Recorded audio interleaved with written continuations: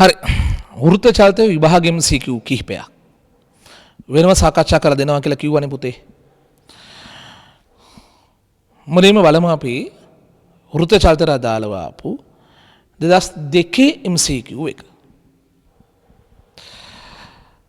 ඕකේ හැටියට 7 වෙනි එක. ටියුට් එකේ 7 වෙනි එක. 2002. හරි. ගොඩක් අය කරලා ඉවර වෙලා බලනවා ඇත්තේ කියලා මම හිතන් ඉන්නවා. ජල බීකරේ පතුලට කිලලා ඇබයක් ගැට ගහලා හරි නියත කෝණික ප්‍රවේගයෙන් කරකන සීන් එකක් තියෙන්නේ. හරි. කොල්ලනේ මෙහෙමයි. ජල පෘෂ්ඨය ගැන කතා කරන්න දෙයක් නැහැ. හැමෝගෙම ජල පෘෂ්ඨය මේ විදිහට ඇඳලා තියෙනවා පුතේ. හරි. කිරලා ඇබේ පිහිරීම තමයි අහලා තියෙන්නේ. හොඳට මං කියන දේ අහගෙන ඉන්න පුතේ. මේක මේ ආකාරයෙන් කරකද්දී කිරල ඇබේ සිද්ධ කරන්නේ වෘත්ත චලිතයක්. කිරල ඇබේ සිද්ධ කරන්නේ වෘත්ත චලිතය. තේරුණාද? වෘත්ත චලිතය දෙනකොට ඒකාකාර කෝණික ප්‍රවේගයෙන් කේන්ද්‍රයේ දෙසර තොරණයක් තියෙනවා. කේන්ද්‍ර අභිසාරී කියලා තොරණයක් තියෙනවා. හරි. සාමාන්‍යයෙන් දුම්රිය මැදිරියක් මේ අතර තොරණේ වෙද්දී ඒකේ එල්ල වූ සරල අවලම්බයක් පිටිපස්සට ඇලවෙනවා කියන එක ඔබ හොඳටම අහලා ඇතිනේ පුතා. දකුණ තොරණේ වෙනකොට වාතයේ එල්ලලා තියෙන ලෝහ ගෝල බට්ටෙක් පිටිපස්සට ඇලවෙනවා. හැබැයි මෙහෙම දෙයක්ත් උගන්වනවා අපි සාමාන්‍යයෙන්. එක හිතන්න මේකේ වාතයේ තියෙද්දි මේක හයිඩ්‍රජන් පුරවපු බැලුනයක් කියලා. දැන් හයිඩ්‍රජන් පුරවපු බැලුන උඩට ගැට ගහලා තියන්න බෑ. ඒක ගිහිලා උඩ වහලේ වදිනවනේ පුතේ. හරි. ඒ කියන්නේ මෙතනදී අවට මාධ්‍ය වාතයට වඩා බැලුනේ ඝනත්වය අඩුයි. මේක ස්කන්ධේ නොගින හැකි කියලා හිතුවම බැලුනේ මෙයාට වඩා මේක ඝනත්වය අඩුයි. ඒ වගේ වෙලාව පුතේ මැදිරියේ තොරණේ වෙනකොට දකුණු පැත්තට මේක ඇලවෙන්නේ ඒ දිශාවටම තමයි. තොරණේ තියෙන දිශාවටමයි මේක ඇලවෙන්නේ. හරි. දැන් මේකෙත් කිරල කියන එක ජලය ASCII පතුලට ගැට ගහලා තියෙන මේ වගේ සීන් එකක්. ජලයට වඩා කිරල ඝනත්වයෙන් අඩුයි. ජලයට වඩා කිරල ඝනත්වයෙන් අඩු වුණාම පුතේ ඒක ඇලවෙන්නේ තොරණේ තියෙන දිශාවට. ජලයට වඩා කිරල ඝනත්වයෙන් අඩුයි නම් තොරණේ තියෙන දිශාවටයි ඒක ඇලවෙන්නේ. මෙන්න මෙහෙම. හරි මෙතන ගැට ගහලා තිබුණා නම් මේක මේ පැත්ත තොරණේ තියෙන දිශාවට ඇලවෙනවා. තොරණේ තියෙන දිශාවට ඇලවීමක් නිරූපණය කරන්නේ තුන්වෙනි උත්තරේ. එතකොට පුතේ තව ටිකක් අතරේක දෙයක් කියනවා නම් පුතේ. එතකොට ඇත්තට මෙයාගේ වෘත්ත චලිතය සඳහා කේන්ද්‍ර අභිසාරී බලය එන්නේ මේ පැත්ත ගැඹුරට වඩා මේ පැත්ත ගැඹුර වැඩි නේ පුතා. එතකොට මේ පැත්තට එහා පැත්ත පීඩනය වැඩි. අන්නේ පීඩන වෙනසින් තමයි මේ අතර බලයක් ඇති කරලා දෙන්නේ. හරි. පොඩි සඳහනක් කරගනිමු ප්‍රශ්නාංක දාගෙන. කිලල ඇබය වෘත්ත චලිතයක් සිදු කරයි. කිලල ඇබය වෘත්ත චලිතයක් සිදු කරයි. එවිට කේන්ද්‍රයේ දෙසට තොරණයක් ඇත. කේන්ද්‍රයේ දෙසට තොරණයක් ඇත.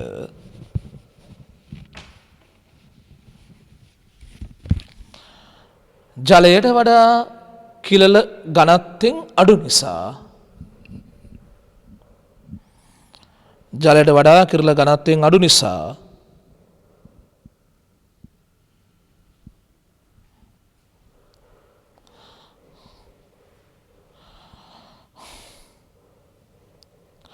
තොරණේ ඇති දිශාවට තන්තුව ඇලවේ. තොරණේ ඇති දිශාවට තන්තුව ඇලවේ. තොරණේ ඇති දිශාවට තන්තුව ඇලවේ.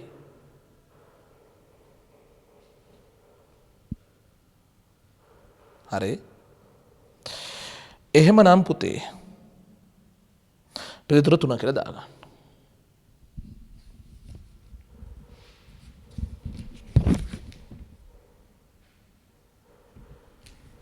හරි.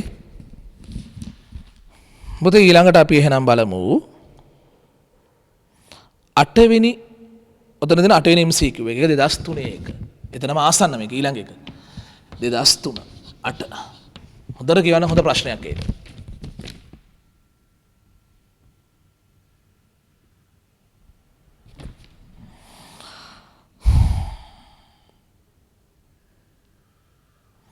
හරි. right. හරි. තන්තුවල ගැට ගහලා තිරස් වෘතයේ කරකන සීන් එකක් වෙන්නේ. ඔබ හොඳටම දන්නවා ඔය වගේ වෙලාවල් වල නූලේ ආතතිය තමයි කේන්ද්‍ර අභිසාරී බලය වෙන්නේ. හරි. එතකොට මේ කාර් එකට වෘත කේන්ද්‍රයේ පැතර එසනෙන් මේ දානවා. හරි. දාද F කියලා අදහස් කරන්නේ නූලේ ආතතියනේ පුතේ. සමාන ස්කන්ධේ වරක් කේන්ද්‍ර අபிසාරී තොරණේ. ඒක කියන ඔප්ෂන් දෙකක් තියෙනවා. එකක් v වර්ග බෙදීම r. අනෙක ඔමේගා වර්ගයයි සිම්පල් r. මේ ගානේ ආවර්ත කාලය එක්ක යන හින්දා පුතේ ඔමේගා වර්ග සිම්පල් r වලින් ලියන එක අපිට වාසි. ඔය පොදු සංකේත වලින් ලිව්වේ හරිද? t සමාන සිම්පල් m වරක් ඔමේගා වර්ගයයි සිම්පල් r. මේ තන්තුව හුග්ගේ නියම පිළිපදින තන්තුවක්. එහෙනම් තන්තුව ආතතියට ke කියලා ලියනවා. දුරු නියතේ වරක් විතතිය කියලා. සිම්පල් m ගුණ කිරීම මම එහෙම දෙයක්ත් කරනවා. ඔමේගා තියෙනවනේ පුතාලා. ඔමේගා කියන එක ලියනවා 2π බෙදීම කැපිටල් T කියලා එයාගේ වර්ගය කියලා ලියනවා. ඇයි ඒ? මේකේ T සම්බන්ධ කරගන්න එපා කොහෙන් හරි පුතේ. ගුණ කිරීම වෘත්තය ආරය කොහොමද පැටලෙයි කියලා හිතෙන්ද කැපිටල් R කියලා ලියන්න. වෘත්තය ආරය කැපිටල් R කියලා ලියන්න. right. ඔය පොදුවේ ප්‍රකාශනය අරගෙන තියෙනවා. හොඳට බලන්න මේකේ කියනවා පළවෙනි සැරේ කරකද්දී ආවර්ත කාලය කැපිටල් T. නූලේ ස්වභාවික දිග සිම්පල් R කැරකෙනකොට නූල ඇදිලානේ තියෙන්නේ. එන්න වෘත්තේ අරේ එතකොට 2යි සිම්පල් R. හරි? අරේ 2යි සිම්පල් R. පළවෙනි සැරේ කරකනකොට. හැබැයි විතතිය කීයද? නූලේ ස්වභාවික දිග R නම් කරකදී අරේ 2යි R නම් විතතිය සිම්පල් R. එහෙනම් K ගුණ කිරීම විතතියට සිම්පල් R එකක් ලියනවා. තේරු? ඇදිලා තියෙන එක සිම්පල් R එකයි. සමාන සිම්පල් m ගුණ කිරීම 2π බෙදීම කැපිටල් T කියලා ලියනවා. එයාගේ වර්ගය ගුණ කිරීම කරගෙන වෘත්තය ආරේ හැබැයි 2යි සිම්පල් R. වෘත්තය ආරේ 2යි සිම්පල් R තමයි. යලිවතාවක් කරකනවා. කරකෙන රවුමේ අරය 3යි R. රවුමේ අරය 3යි R. නමුත් ඒක ස්වභාවික සිම්පල් R දිගයිනේ පුතා. ඇදිලා තියෙන දිග විතතිය 2යි සිම්පල් R. එහෙනම් දෙවෙනි වතාවේ K ගුණ කිරීම විතතිය 2යි සිම්පල් R සමානයි. කාර්යක ස්කන්ධ වෙනස් වෙන්නේ නැහැ. දැන් ආවර්ත කාලය වෙනස් වෙලා තියෙන්නේ පුතේ. ඒක සිම්බල් T වගේ අකුරක් ගමු කරන්න දෙයක් නැහැ. නැත්නම් කැපිටල් T නෝට් වගේ වුණත් අවුලක් නැහැ. එයාගේ වර්ගය. ගුණ කිරීම කරකිනකොට රවුමේ ආරය 3යි R. ඔබට වෙනස තේරෙනවද? පළවෙනි සැරේ රවුමේ ආරය 2යි R විතතිය R. දෙවෙනි සැරේ රවුමේ ආරය 3යි R විතතිය හැබැයි 2යි සිම්පල් R. හරිනේ. දැන් මට හිතුනේ පුතේ මේක ගොඩාක් අකුරු අනවශ්‍ය අකුරු ගොඩාක් තියෙනවනේ පුතේ. මම කරන්න යන්නේ බෙදන එක. 1යි 2යි බෙදනවා. හරි. 1යි 2යි බෙදනකොට වම් පැත්තේ KK කැපෙනවා, සිම්පල් R කැපෙනවා, භාගයක් ඉතුරු වෙනවා. වම් පැත්තේ භාගයක් ඉතුරු වෙනවා. භාගයක් ඉතුරු වෙනවා. දකුණු පැත්තේ සිම්පල් M කැපෙනවා. 2π වල වර්ගයට 2π වල වර්ගය කැපෙනවා. නමුත් මෙයාට මෙයා කැපෙන්නේ නැහනේ. කැපිටල් T වර්ගයයි සිම්පල් T වර්ගයයි ඉතුරුයි. පුතා බෙදන එකනේ කරන්නේ. බෙදනකොට ඇත්තරම මේ කැපිටල් T වර්ගය ඉතුරු වෙන්නේ යට රූලේ. අර පරස්පරයෙන් ගුණ කරන සීන් එකේ හින්දා මේක යන්නේ අන්තිමට උඩ රූලට. හරිද? ඊරස් මේ දෙක බෙදනකොට සිම්පල් R කැපිලා 2 යට 3ක් ඉතුරු වෙනවා. ඔන්න ඕවා නම් සැක ඉතුරු කරගන්න එපා පුතේ. විශේෂ වෘත්ත චලිත දැන් පුළුවන්. අනිස්සර බෙදන ටික මට වේගෙ වැඩි තේරුන්නේ නැහැ වගේ වෙනවා. එහෙනම් හිමිස්සර බෙදලා බලන්න. සිම්පල් K කැපුණා, සිම්පල් R කැපුණා, 1 යට 2 ඉතුරුයි. සිම්පල් M කැපුණා, 2π වර්ගය කැපුණා, මේ සිම්පල් T වර්ගය උඩ රූලට ගිහලා ඉතුරුයි. බෙදෙන කැපිටල් T වර්ගය. මේ දෙක කැපුණාම 2 යට 3ක් ඉතුරුයි. හරි. දැන් මොකද වෙන්නේ? එකෙන් සිම්පල් T වර්ග උක්ත කරන්න යනකොට මොකද වෙන්නේ? 3 ඉලක්ක උඩට ගුණ කරගත්තා. දෙවරක් 2 4 පල්ලෙහාට ගත්තා. මේ T වර්ග උඩට ගත්තා. හරි. 3 උඩට මේ 4 පල්ලෙහාට දෙවරක් 2 4යි T වර්ග උඩට. දැන් මූලය ගද්දි මූල 3යි බෙදීම 2යි කැපිටල් T. හරි.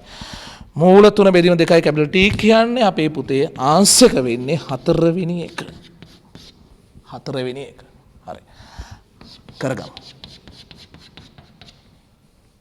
මෙතනින් පටන් ගන්න කරගෙන යන්කො පුතේ.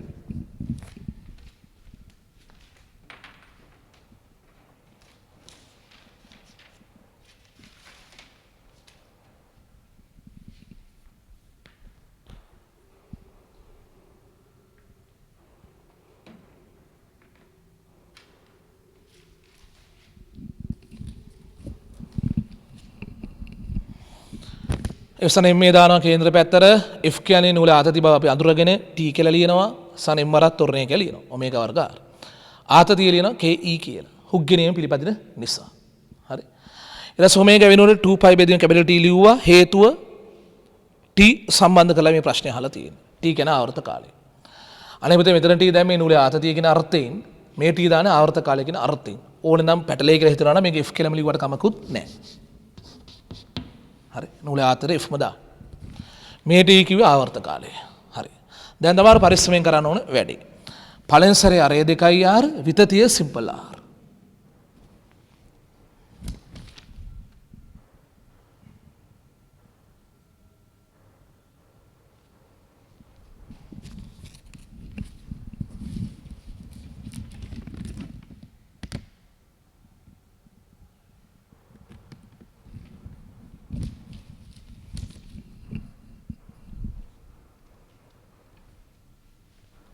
හරිද? දෙවෙනි සැරේ පුතේ අරය 3යි සිම්පල් R හැබැයි විතතිය 2යි සිම්පල් R. මම කියන්නේ 1යි 2යි බෙදමු කියලා. හරි. මේ දෙක ලියාගෙන යන්න. 1යි 2යි.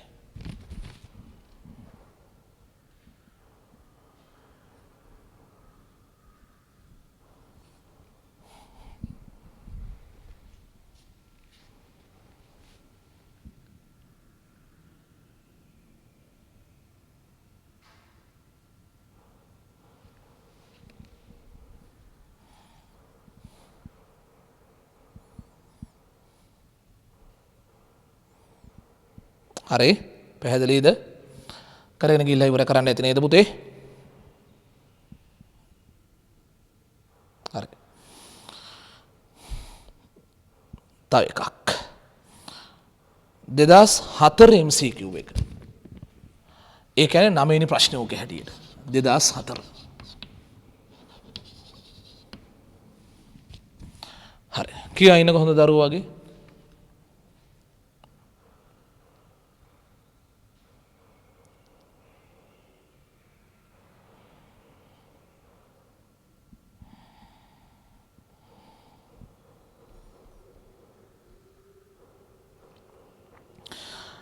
පුතාලා මේකේ ප්‍රශ්නෙම කියනවා නේද? මෙහෙම ගැට ගහලා තියලා කරකන සීනයක් කියනවා. තිරස් වෘත්තයේ කරකනවලු සමාන කෝණික ප්‍රවේග වලින්. AB තන්තු කෑල්ලේ ආතතියට තමයි T2 ගන්න කියලා කියන්නේ. BC තන්තු කෑල්ල ආත T1 කියලා ගන්නලු. ඒ දෙකේ සම්බන්ධය අහලා තියෙනවා. හරි. හොඳට අහගෙන ඉන්න මම කියලා දෙන වෙලාවේ. රයිට්. පුතා මෙතනින් මේ පොයින්ට් එක වටා කරගන්නේ. ඒකට මේක නම් A අකුරක් දීලා තියෙනවනේ පුතේ. හරි. ඊට පස්සේ මේක B මේ අශ්ව C. හරි. හොඳට අහගෙන ඉන්න පුතේ. මෙයා කේන්ද්‍ර කරගෙන කැරකෙනවා දෙදෙනාම එකම කෝණික ප්‍රවේගයෙන්. ඒක එහෙම වෙන්න ඕනේ නේද පුතේ? දෙන එක සමාන කෝණික ප්‍රවේග වලින් හැරෙන්න ඕනේ. එකෙක්ට වඩා අනෙක් කෝණික ප්‍රවේග වැඩි හරි අඩු වුණොත් එහෙම මේක ගානට යන්නේ නැහැ නේ. ඕන් දෙන කෝණික ප්‍රවේග සමානයි ස්පර්ශ වේග සමාන නැහැ. මොකද අරයන් දෙක අසමාන හින්දා. හරි. මේකේ අරේ කැපිටල් R ලු මේකේ අරේ කැපිටල් R ලු. මේ මෙතන දුර R ලු. බල් ලකුණු කරද්දී මෙන්න මේ නූලේ ආතතිය T1. BC තන්තුවේ ආතතිය T1. ඔව්. මෙතන නූලෙන් මෙන්න මෙයාට ස්කන්ධයට එක T1 එකක් එනවා. මෙතන T1 එකක් එනවා. මම මේක ඕන තරම් ළමයින්ට කරන්න දීලා බලන් ඉඳලා තියෙනවා. බහුතරයේ මෙතන T1 ලකුණු කරන්න අමතක වෙනවා. ඊට මේ නූලෙන් මෙයාට එන ආතතිය T2 ලකුණු කරන්න ඕනේ. එයාගෙන් කේන්ද්‍රයේ එන එක ලකුණු කරන්න වැඩක් නැහැ. ඕන වෙන්නේ නැහැ. right. T1 T1 T2. හරි. දැන් තා චුට්ටක් තියෙනවා මට අතුරු කතාවක් කියන්න. ඇත්තටම පුතේ ඕවා ඔහොම තියාගෙන කරකන්න පුළුවන්ද? ඔහොම කරකන්න පුළුවන්ද ඇත්තටම? බෑ. ඇයි? මෙයාලගේ බරවල් දෙක පල්ලෙහාට ලකුණු කරොත් ඒ බර සිරස්ස සන්තුලනය කරන්න ඉහළට බල මුකුත් නැහැනේ. වාතෙන් උඩුකුතර වෙනවා කියලා අරන් හදන්නද? කොහොමද ඔය අංශු වල බරට වඩා පුතේ උඩුකුතර අඩුයිනේ. එහෙම ගන්න බෑ. ඒක ඇත්තරම ගණන් වල ඔහොම කීවට කරකන්න බෑ පුතේ. ඔය බරින්ද මේවා පාත් වෙනවා. පාත් වුණාද අර කේතු අවලම්බේ හැදෙන්නේ. නමුත් ගානක ඒගොල්ලෝ කියනවා නම් වාතය ඔහොම තියලා කරකුවා කියලා කරන් දෙන්නේ හදන්න වෙන්නේ ඒ ක්‍රමයෙන් තමයි. හිත හදාගන්න තියෙන එකම ක්‍රමය තමයි බර නැති තැනක කරන්න ඕනේ. ගුරුත්වය නැති තැනක කරොත් නම් එතකොට අවුලක් නැහැ නේ. බර mg නැතිකොට අවුලක් නැහැ නේ. බැලන්ස් කරන්න උඩට බලයක් අවශ්‍ය නැහැ නේ එතකොට. හරි. හැබැයි කොහොමද රූප සරහන අදින්න තියෙන්නේ. හරි. ඊට පස්සේ මම මේ අංශු B තියනවා නේද පුතේ? B ට එසනෙන් මේ දාන. කේන්ද්‍රය දෙසට. කේන්ද්‍ර කියන්නේ A දෙසට එසනෙන් මේ දාන. හරි. ඒ දානකොට කේන්ද්‍රේ පැත්තට T2 තියෙනවා. ඉවතට T1 තියෙනවා. T2 ඍණ T1 කියලා එකක් එන්නේ. හරි. T2 ඍණ T1. මම ඕන තරම් දැකලා තියෙනවා මෙන්න මේක අඩු කරන්න අමතක වෙනවා. ඇයි ඒක ලකුණු කරන්නේත් නැහැ. ලකුණු කරන්නේ ඊට පස්සේ ලකුණු කරේ නැත්නම් ඉතින් ඒක අඩු කරන්නේ නැහැ නේ. මේ F-කෙන් අදහස් කරන්නේ ওই කේන්ද්‍රේ පැත්තට දෙන සම්ප්‍රයුක්ත බලයනේ. T2 ඍණ T1 ලියන්න ඕනේ. සමානය ස්කන්ධයේ ගුණ කිරීම තොරණය. තොරණට ඔප්ෂන් දෙකක් තියෙනවා. V වර්ග බෙදීම ආර්ධ ඔමේගා වර්ග ආර්ධ. ගානේ හැටියට එකම ඔමේගාගෙන් කරකෙන්නේ කියලා හැම දීලා තියෙනවනේ පුතේ. ඒ නිසා වාසී ඔයාට ඔමේගා වර්ගයයි අරය කියලා ලියන එක. එයාගේ අරය කැපිටල් R තමයි. සීට දාන ඒත් එසනෙන් මේ කියලා. සීට එසනෙන් මේ දාන. සිරෙසනෙන් මේ දානකොට කේන්ද්‍රයේ පැතර ඒත් තියෙන T1 කියන එක විතරයි. T1 සමානයි කියලා කියනවා පුතේ ස්කන්ධේ වරක් පුතේ එයාගේ කේන්ද්‍ර අභිසාරී තොරණය ඔමේගාට ඔමේගාමයි ඔමේගා වර්ගයේ ගුණ කිරීම. හැබැයි පුතේ මෙයා කරකෙන වෘත්තය අරය 2R. 2R. අංක 2. තේරුණා? ඔමේගාලා සමානයි. අරේවල් වෙනස්. ස්කන්ධ සමානයි. හරි. මට හිතුණා 1 2 බෙදන්නම් කියලා පුතා. හරි. ඔබ බලා ගන්න 1 2 බෙදන්නම්. රයිට්. වම් පැත්ත මොකද ඉතුරු වෙන්නේ පුතා? T2 ඍණ T1 බෙදීම T1 වම් පැත්තේ. දකුණු පැත්තේ පුතා අප්පට සිරි. M කැපෙනවා, ඔමේගා වර්ග කැපෙනවා, කැපිටල් R කැපෙනවා, යට දෙකේ ඉලක්කම ඉතුරු වෙනවා. හරි. දැන් හරස් ගුණ කරන්න 2යි T2 ඍණ 2යි T1 සමානයි. කාටද? මේ T1 ගියා එහාට. හරි. චුට්ටක් උත්තර බලමුනේ. නෑ.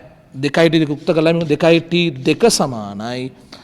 මේක එහාට යන ධන වෙලා මේ දෙක එකතු කරාම 3යි T1 එකක් එනවා. හරි. 2යි T2 සමානයි 3යි T1. පුතේ එකෙන් T2 උත්තර කරගත්තොත් එන්නේ 2න් 3යි T1 නේ. උත්තරේ වෙන්නේ 4 වෙනි එක. හරි උත්තරේ තියෙන්නේ පුතේ 4 නේද? රයිට්. කොල්ලනේ කෙල්ලනේ. හරි. කරයියා. නීට් එකට මේ රූප සරහන ඇද ගන්න.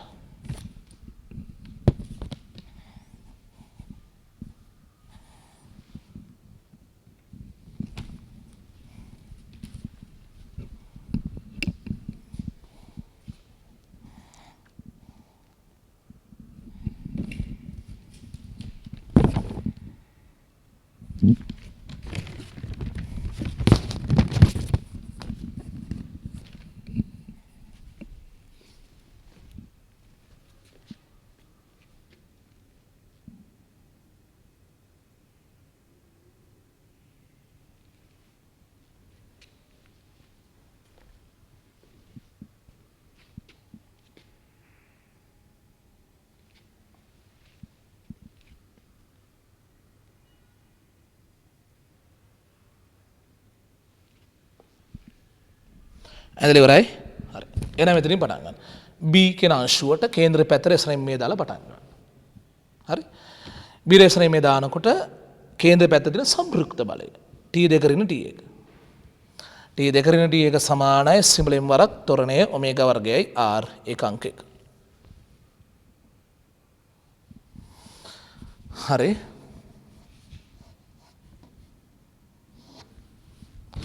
සීටත් එසන එම්මේ දානවා කේන්ද්‍රයේ දෙසට.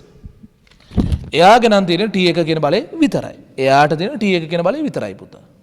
හරි. T1 සමානයි සිම්බල් M වරක් තොරණය ඔමේගා වර්ගයයි එයාගේ වෘත්තය අරය 2R කියලා ලිව්වා. ඒක අංක 2.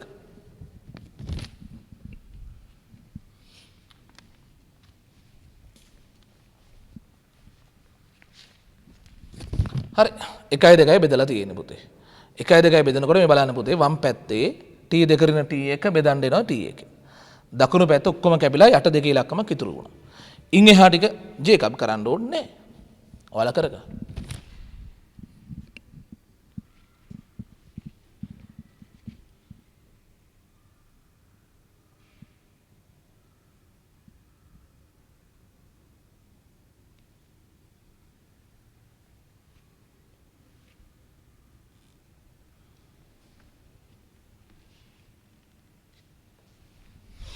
හරි. T2 උක්ත කරාම 2න් 3යි T1 පිළිතුර වෙන්නේ පුතේ 4 වෙනි එක නේද? හරි.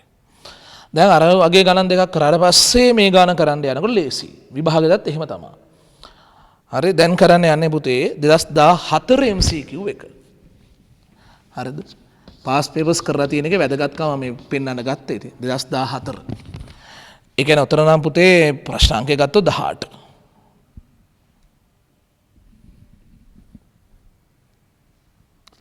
කියවන් ඉන්නකෝ.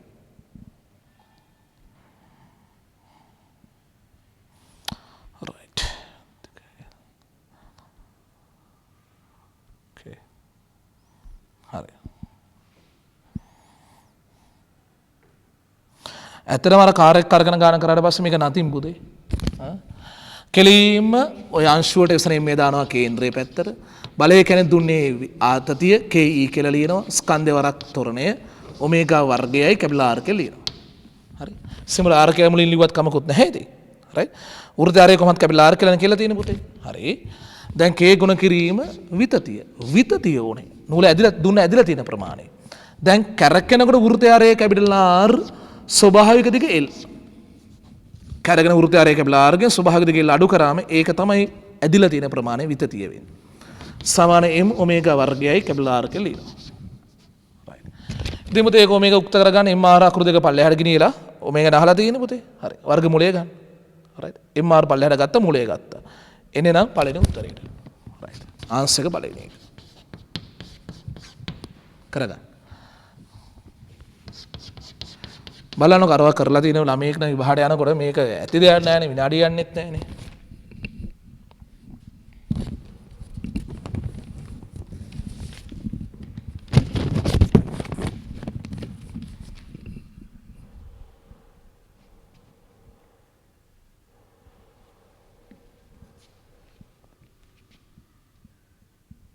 හරිනේ. ඔමේ උක්ත කරන්න MR පල්ලෙහාට අරන් මූලය අරන් තියන්න. ලේසි පුතා. හරි. ඊට පස්සේ ආයෙත් කලින් පිටුවට 2008 MCQ එක. ඔතන හැටියට 13. 2008.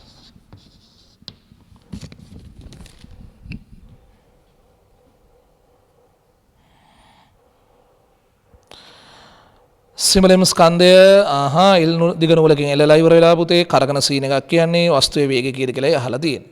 හරි. මේක අර හේතු අවලම්බය කියලා කියන එකනේ පුතේ මේ තියෙන්නේ. කෙලින්ම හේතු අවලම්බය. හරි. පුතේ මුලින් ඉඳලා මම හදලා පෙන්නන්නම් right. මේ කෝණේ θ මේ දිග සිම්පල් L කියලා ගන්නවා. දීලා තියෙන්නේ මේක අරේ සිම්පල් R. මෙතන කේන්ද්‍රය තියෙන්නේ. හරි. ඔක ඔය වගේ කරකනවා. හරි. දිග L θ සහ R. බල කියලා තියෙන්නේ බල දෙකයි තියෙන්නේ. අංශුවේ බරයි නූලේ ආතතියයි එච්චරමයි තියෙන්නේ.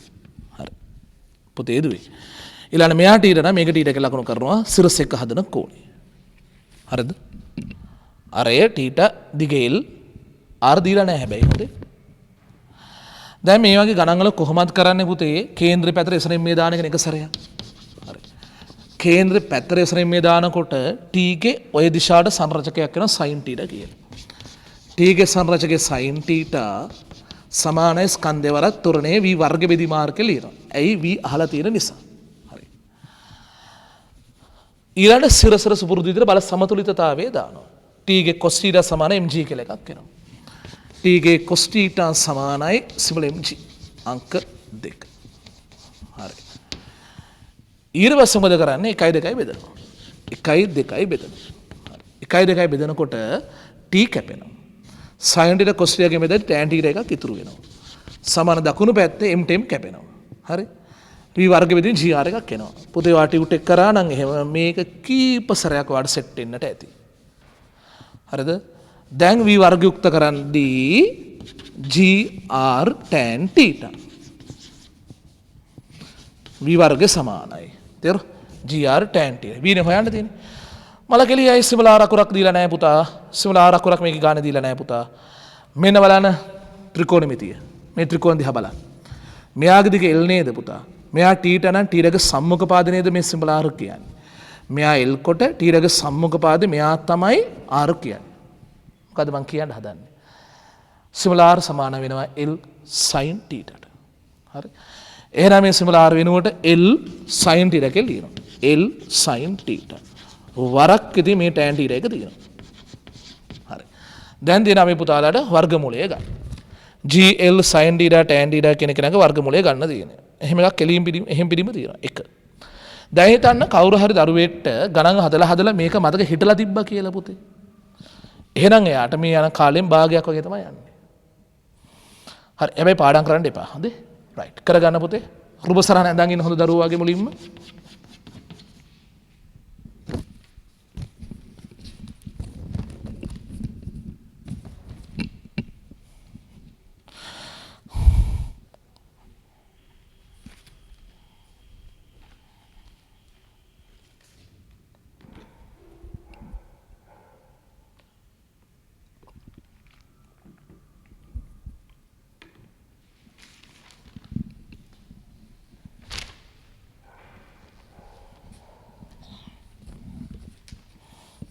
හරිනේ කරන් යනවනේ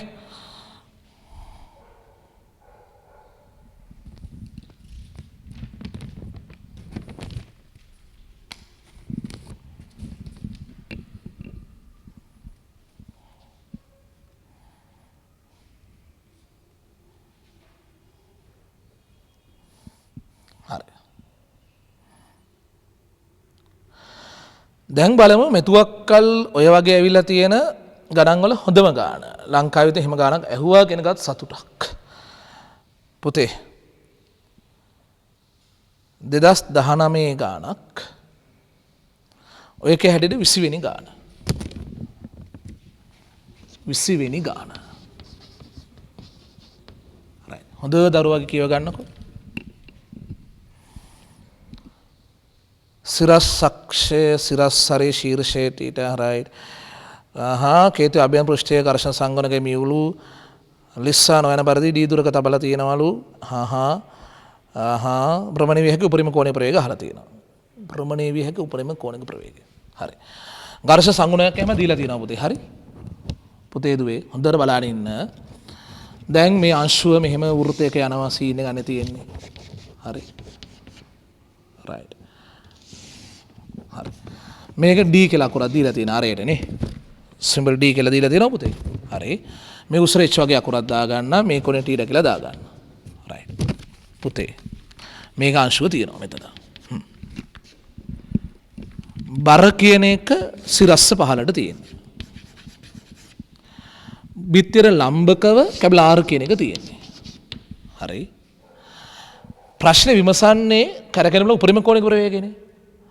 දැන් සාමාන්‍ය තිරස්වංගුවක යනකොට වාහන තිරස්වංගුවක යනකොට එයාට වංගුව ගන්න අවශ්‍ය කේන්ද්‍ර අභිසාරී බලය සප්ලයි කරන්නේ පැති ඝර්ෂණ බලය. ඝර්ෂණයේ සපෝට් එකකින්. ඒ වගේ මේකෙත් කෝණික ප්‍රවේගයේ උපරිම අවස්ථාව කියන්නේ හැබැයි ඝර්ෂණ බලය තියෙන බිත්තිය දිගේ හරි ඝර්ෂණ බලය මෙන්න මේ අතර තියෙන වෙලාව. නිකන් ඝර්ෂණ නෙවෙයි හැබැයි ඒක උපරිම ඝර්ෂණ FC මායක තියෙන්නේ. හරි. ඒතර ඒකේ සංරචකිකුත් කේන්ද්‍ර පැත්තට ඇවිල්ලා ආර්ග සංරචකුත් කේන්ද්‍ර පැත්තට ඇවිල්ලා දෙන්නෙක් සපෝට් එකෙන් මෙයා රවුම ගන්නෙ. කේන්ද්‍ර අභිසාරී බලය සපයන දෙදෙනෙක් දායක වෙනවා. ඔන්න ඔහමයි රූප සරහන එන්න ඕනේ. බරයි ඝර්ෂණ බලය සහ විලම්භ ප්‍රතික්‍රියාව. මේකේ පුතේ මෙයා ටීඩා කියලා දීලා තියෙන හින්දා මේක ටීඩා. මොනවද ඒවට කියන්නේ? ඒකාන්තරනේ. මෙයා ටීඩා කොට මේක අනුවරණ ටීඩා. බිත්තර මෙයා ලම්බ නිසා මේක ආපස්සරයක් ටීඩා. හරි. ලකුණු කරන් එමුද ඔය ටික පුතා? ඝර්ෂණයේ බිත්තිය දිගේ තියෙන්න ඕනේ. මෙහෙට ඇවිල්ලා ඒක සංරචකයක්වත් මෙහෙට ආවම තමයි වේග උපරිම වෙන්නේ. ඇඳ ගන්න පුතේ. නීට් එකට බල තුන ඇඳ ගන්න.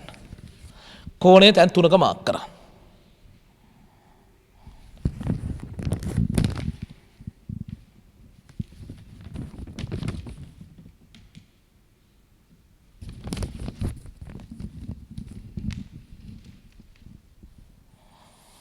බර බිත්තියෙන් ආ විලම්භ ප්‍රතික්‍රියාව ඝර්ෂණ බලය ටීටා ටීටා ටීටා H සහ D.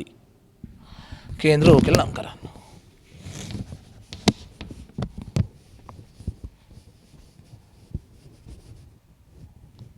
හරි. ලකුණු කරාද? පැහැදිලිද?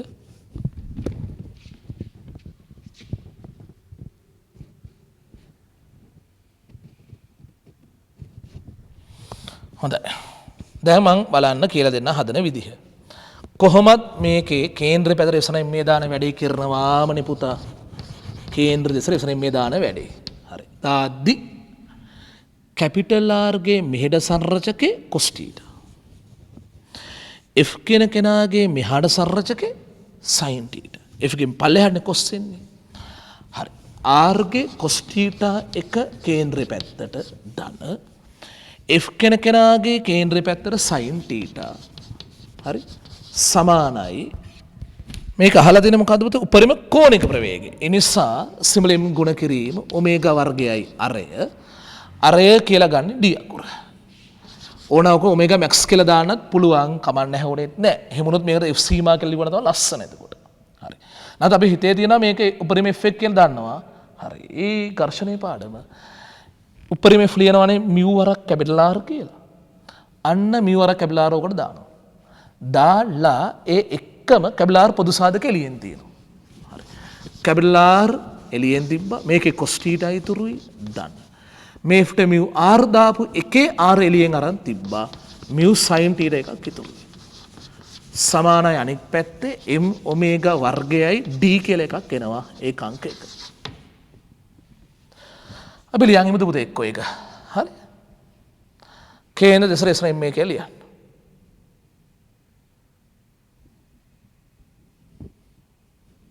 right.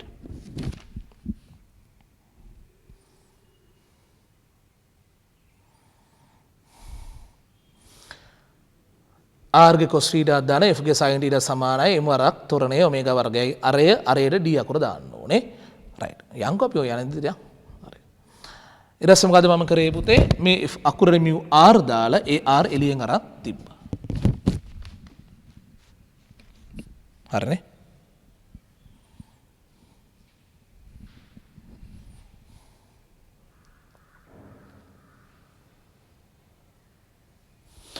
හරි. ඊට පස්සේ මොකද කරන්නේ? ආයෙ මේ ගණන් වල කරන්න තියෙන දේ මොකද? සිරසර බල සමතුලිතතාවයේ යෙදීම. හරි. R වල උඩට සංරචකයේ sin θ. R ගේ උඩට සංරචකයේ sin θ. පල්ලෙහාට mg තියෙනවා, F ගේ cos θ තියෙනවා. දැන් පුතේ මේ කාලේ වෙනකොට නම් අනේ cos ද sin ද මට තෝරන්න බෑ වගේ හුරතල් වෙන්න නම් බෑ පුතා. හරි.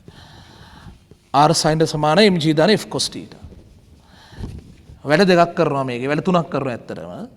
F cos θ වමඩ ගේනවා ඍණ වෙනවා. හරිද? F ට mu R උත් දානවා. mu capital R. Capital R පොදු සාධක එළියෙන් තියෙනවා. කැපිටල් R එළියෙන් තියාදී මෙතනින් ඉතුරු වෙනවා මෙයාගේ sin θ එකක් කොල්ල. අර ආපු එක ඍණ වෙලා ආපු එකේ mu R දාලා mu cos θ එක ඉතුරු වෙනවා වරහන ASCII. සමානයි සිඹල mg ඒක අංක 2 කියලා ලියනවා. right.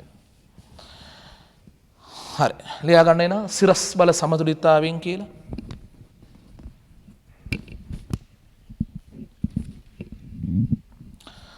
කැපිටල් R sin θ සමානයි සිඹල mg ධන F cos θ.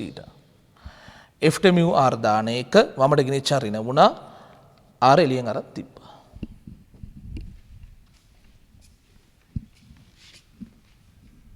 හරි. දැන් ඔබට හිතන ඇති කල යුත්තේ මොකද්ද කියන එක. 1 2 බෙදනවා. Capital R කැපෙනවා. වම් පැත්තේ උඩ ඉතුරුයි cos θ ධන mu sin θ එකක්. යට ඉතුරුයි sin θ ඍණ mu cos θ එකක් සමානයි. දකුණු පැත්තේ දුවේ සිමුලේ අකුරු දෙක කැපිලා ඔමේගා වර්ගයයි d බෙදීම g අකුරක් ඉතුරු.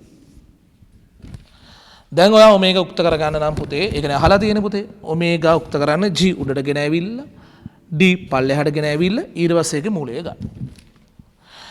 එහෙම කරෝතින් එන්නේ නම් 3 උත්තරේට.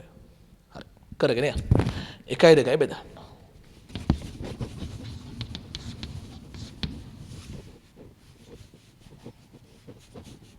right. කරගෙන යන්න පුතේ.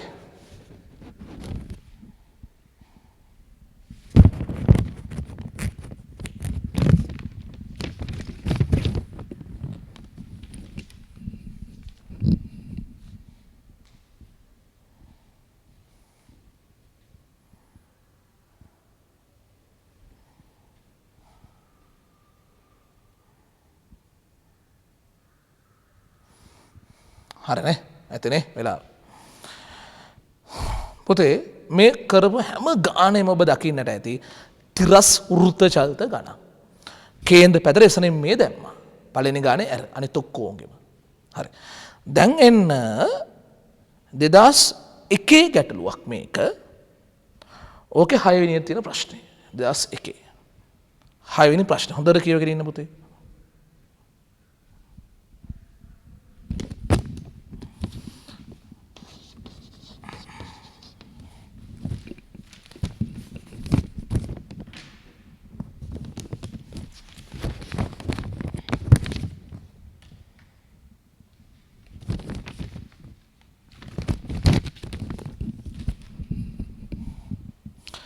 ස්කන්ධ කිලෝග්‍රෑම් 20 ග්‍රාමයක ස්කන්ධ නොගිනිය හැකි ඔන්චිල්ලාවක ඉන්නවලු දිග මීටර 3යිලු ලනු දෙකේ විවර්තන ලක්ෂ්‍ය සම්බන්ධ කරලා එක් පැදින් ළමයාගේ උපරිම වේගය 3යි මිශ්‍රණයක බව සොයා ගන්නාලාදී ලනුවේ උපරිමාත්‍ය කියලා.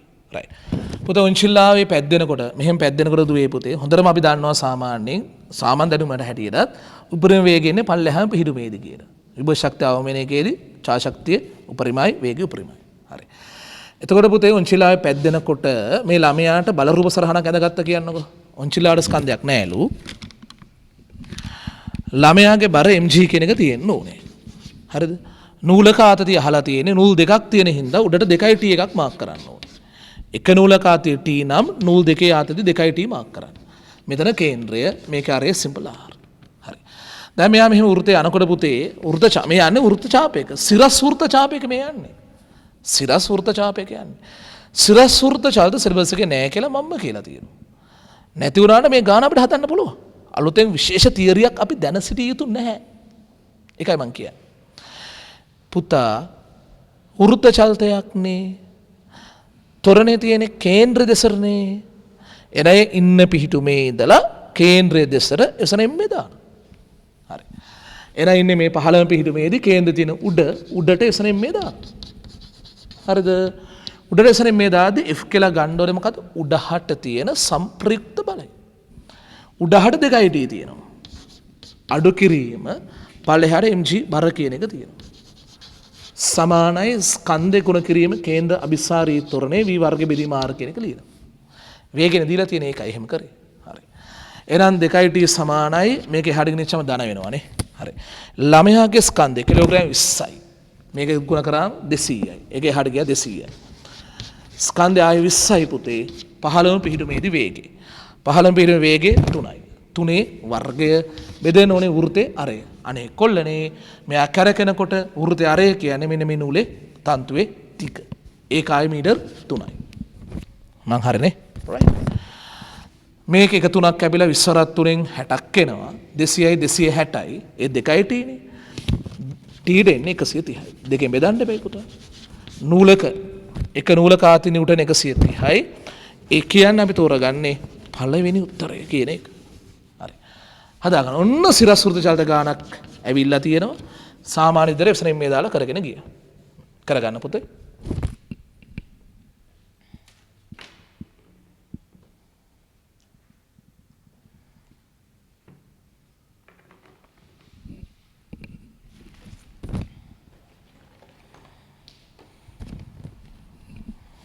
ඇයි පුතේ 2id කියලා ගමක් කරේ? නූල් දෙකේ ආතති 2id.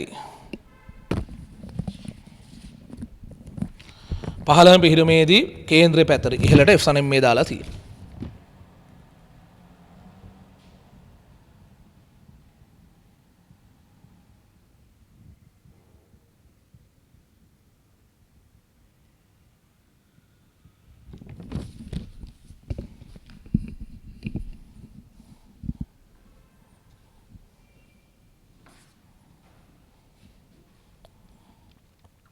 හරිනේ.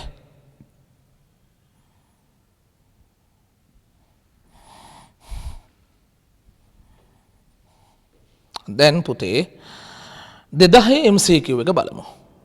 ඔතන හැටියට 4 වෙනි එක.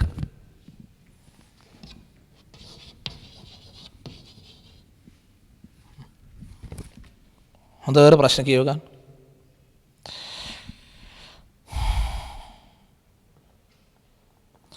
මේසයක් තිරස් ඇද සිරස් අක්ෂය වටා පුතේ. තිරස් මේසයක් සිරස් අක්ෂය වටා භ්‍රමණය වෙනවලු. සෙරම් ස්කන්ධය මේස මත ලිස්සීමෙන් තොරව නිශ්චලව තියෙනවලු. හරි. ඒ නිරීක්ෂකයා මේසේ උඩ ඉන්න කෙනෙක්, බී නිරීක්ෂකයා පොළොව මත ඉන්න කෙනෙක්. එම් මත ක්‍රියා කරන සම්පූර්ණ තිරස් බලය ඒ දකින විදිහට මොන වගේද, බී දකින විදිහට මොන වගේද කියලා අහනවා. හරි. හොඳට අහගෙන ඉන්න පුතා. මෙහෙමයි පුතා. තිරස් මේසයක් නේ තියෙන්නේ පුතේ. තිරස් මේසයක් සිරස් අක්ෂය වටා කැරකෙනකොට ඒක උඩ තියලා තියෙන එම් ස්කන්ධය ගැන කතා වෙනවා. ඇත්තරම් පුතේ මෙයාව අපි මෙතනින් බලද්දී අපිට පේන විදිහට මෙයා වෘතයක යන්නේ. එළියේ ඉඳලා බලනකොට මෙයාව අපි වෘතයක යනවා කියලා දකිනවා. හරි. එතකොට පුතේ පල්ලෙහාට බර තියෙනවා, උඩට අභිලම්බ දික්ක්‍රියාව තියෙනවා. ඇත්තට පුතේ මේක වෘතේ යන්න මෙයාට උදව් කරන්නේ මේස කැරකෙද්දි මේ ආශ්‍රිත වෘතේ යන්න උදව් කරන්නේ ඝර්ෂණ බලය කියන එකනේ පුතේ. අපි ඒක සාමාන්‍ය තියරි වලත් කතා කරලා තියෙනවා. හරි. දැන් මම කියන එක හොඳට අහගෙන ඉන්න. මුළු උත්තරේ අරගෙන ඉවරයක් කළා ඉමු. හරි. මේක ඒ කියලා නිරීක්ෂකයෙක් ඉන්නවා. ඒ කෙන එක්කෙනා ඉන්නේ මේසේ මත. ඒ ඉන්නේ මේසේ මත. හරිද? එතකොට මේසේ කැරකෙනකොට ඒත් වෘතයක යනවා, අංශුවත් වෘතයක යනවා. දෙදෙනාම එකම රාමුව තුල ඉන්නේ. දෙදෙනාම එකම රාමුව තුල ඉන්නේ. එතකොට ඒට පේන විදිහට සිම්පල් එම් නිශ්චලයි. දෙදෙනාම මේ සුඩ ඉන්නකොට පුතේ ඒත් කැරකෙනවා, ඇත්තට සිම්පල් එමුත් කැරකෙනවා. ඒට පේන විදිහට සිම්පල් එම් නිශ්චලයි. නිශ්චලයි නම් ඒක මත සම්ප්‍රයුක්ත බලය බිඳුවයි. නිශ්චලයි නම් ඒක මත සම්ප්‍රයුක්ත බලය බිඳුවයි. ලියන් ඉමුද පුතේ මෙහෙම. ඒ හා සිම්පල් එම් දෙකම මේසේ මත ඇති නිසා, ඒ හා සිම්පල් එම් දෙකම මේසේ මත ඇති නිසා ඒට සාපේක්ෂව සිම්පල් එම් නිශ්චලයි. ඒට සාපේක්ෂව සිම්පල් එම් නිශ්චලයි. එම නිසා නිව්ටන්ගේ පළමු නියමයට අනුව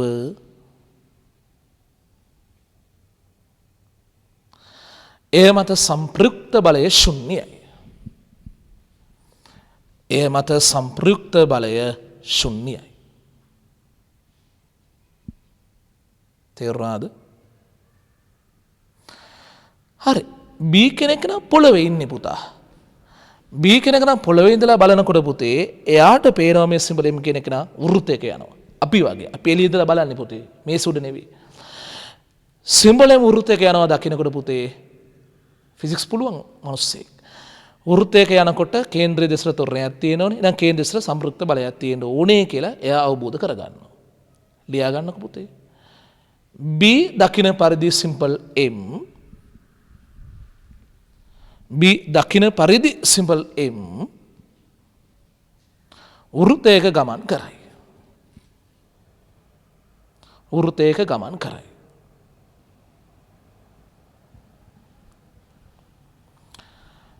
එම නිසා සිම්පල් එම් මත කේන්ද්‍රය දෙසට, එම නිසා සිම්පල් එම් මත කේන්ද්‍රය දෙසට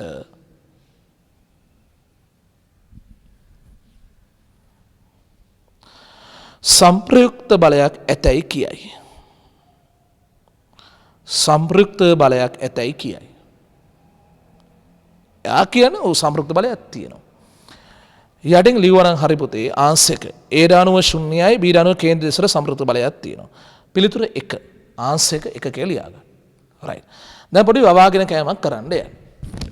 එතකොට B කියන ෆිසික්ස් දන්න මිනිස්සෙක් වෙන්න ඕනේ. B කියනවා මෙයාට කේන්ද්‍ර පැත්තට සම්ප්‍රයුක්ත බලයක් තියෙනවා කියලා. මොකක්ද ඒ බලය කියලා ඇහුවොත් එයා කියනවා මේසෙන් ඇති කර ඝර්ෂණ බලය කියලා. හරි. උත්තරේ තෝරලා ඉවරයි. යටින් ලියා ගන්න පුතේ. B එම සම්ප්‍රයුක්ත බලය වන්නේ මේසෙ විසින් සිම්පල් එම් මත ඇති කරන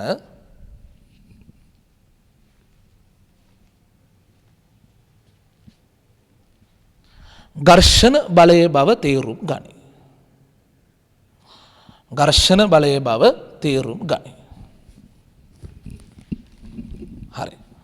දැන් අහගෙන පොඩ්ඩක් ඉන්න. දැන් අපි මෙහෙම හිතමු පොඩ්ඩක්. එකම මිනිස්සයා මුලින් පොළොව මත හිටියා.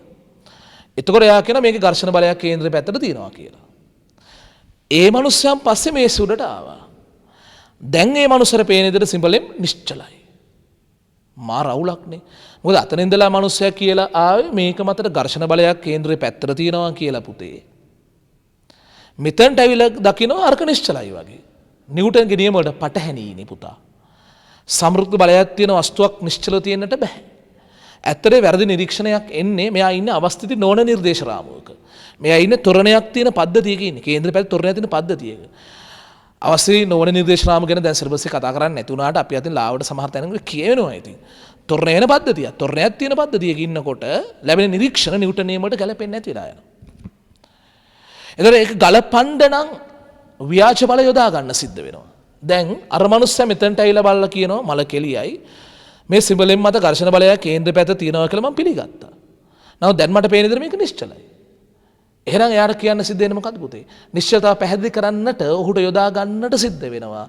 අර ක්‍රියා කර ඝර්ෂණ බලයට විශාලත්වයෙන් සමාන දිශාවෙන් විරුද්ධ බලයක් මේ සිඹලෙන් මත ක්‍රියා කරනවා කියලා. විශාලත්වයෙන් සමාන දිශාවෙන් විරුද්ධ බලයක්. ඒතර ඝර්ෂණයේ තියෙන කේන්ද්‍රය ඉස්සර නම් අර කියන බලයේ තියෙන කේන්ද්‍රයෙන් පිටතට. අන්න එතනේ නිශ්චලතාව පැහැදිලි කරන්න ඔහුට යොදා ගන්න සිද්ධ වෙන ඒ ව්‍යාජ බලය තමයි සමහර තැන්වල අර කේන්ද්‍ර අපසාරී බලය කියලා කියන්නේ. ඒ ගැන දැන් කතා කරන්න නැහැ. නමුත් අර ඔබේ දැනුමට ඒක පොඩ්ඩක් එකතු වුණාට කමක් නැති නිසා පොඩි නෝට් එකක් දෙන්න. හරි. දැන් ලියා ගන්න පුතේ මෙහෙම.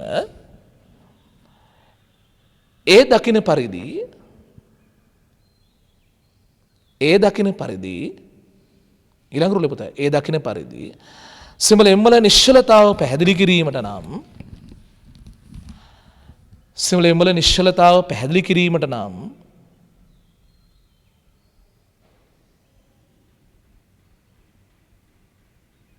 සිඹල මත ඝර්ෂණ බලයට අගයෙන් සමාන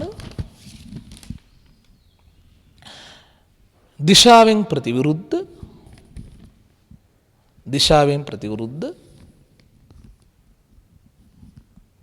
වරහන් අස්සේ කේන්ද්‍රයෙන් ඉවතට ක්‍රියා කරන බලයක් ක්‍රියා කරන වරහන් වහලා ව්‍යාජ බලයක්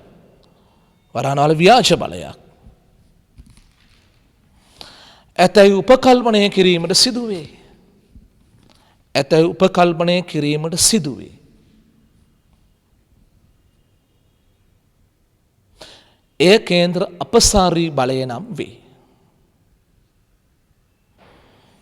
එය කේන්ද්‍ර අපසාරී බලය නම් වේ. තේරුණානේ? ඔළුවට ගන්න මෙහෙම අපි සාමාන්‍යයෙන් ගණන් හදන කැරගෙන වෘත්තය යන වස්තුවත් එක්ක අපි වෘත්තය යමින් නෙවෙයිනේ පුතේ.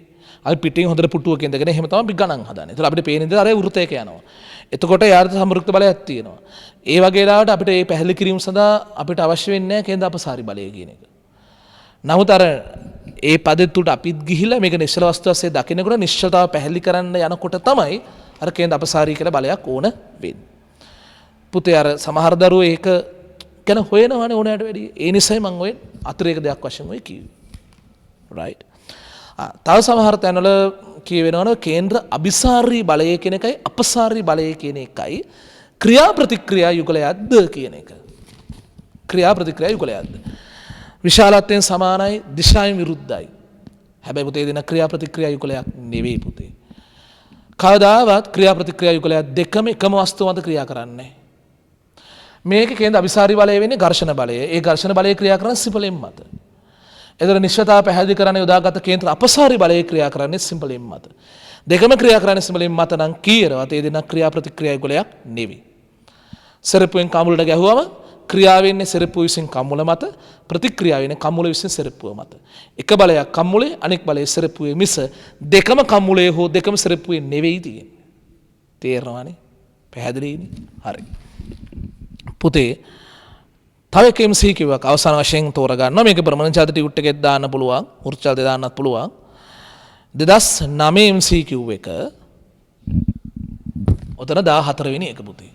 2009 14 වෙනි MCQ. හරි. කියව ගන්න හොඳ දරුවෝ වගේ.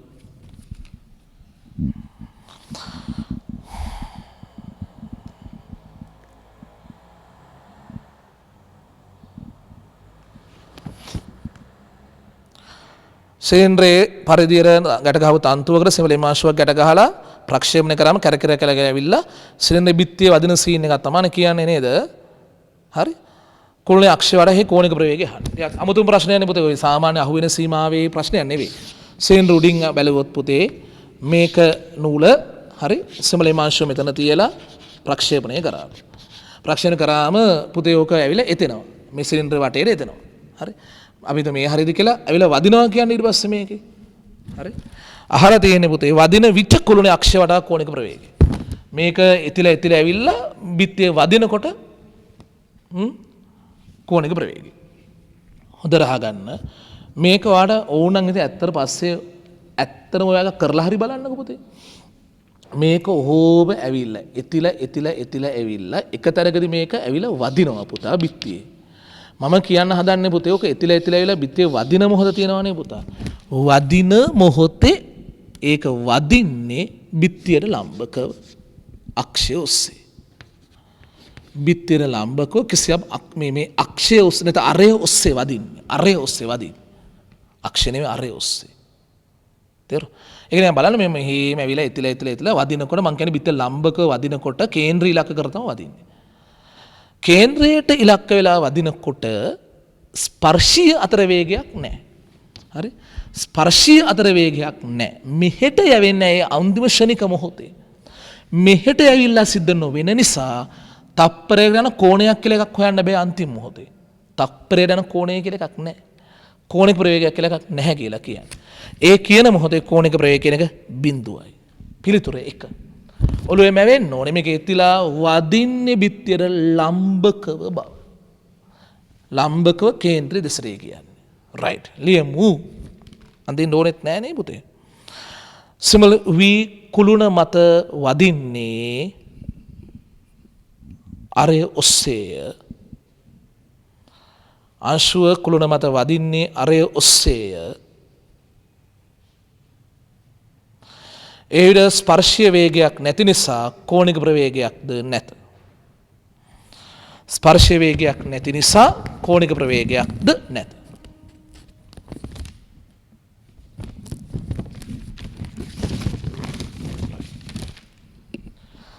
හරි. පිළිතුර 1 කියලා ලියා ගන්න. පුතේ දුවේ. එහෙනම් පුතේ වෘත්තජාත විභාගෙම MCQ සාකච්ඡා කරන වැඩේ මම සාකච්ඡා කරන වැඩේ එතනින් ඉවර කරනවා. ඉතුරු ඒවා තාම කරලා නැත්තා මම මේක සාකච්ඡා කරගෙන හිටියා නම් පුතේ දැන් ඒවා ටිකත් කරලා ඉවර කරලා හොඳට තහවුරු කරලා තියාගන්න. හරි. එහෙනම් එතනින් මේ වැඩෙත් ඉවර කරයි. හැමෝටම සුබ දවසක්.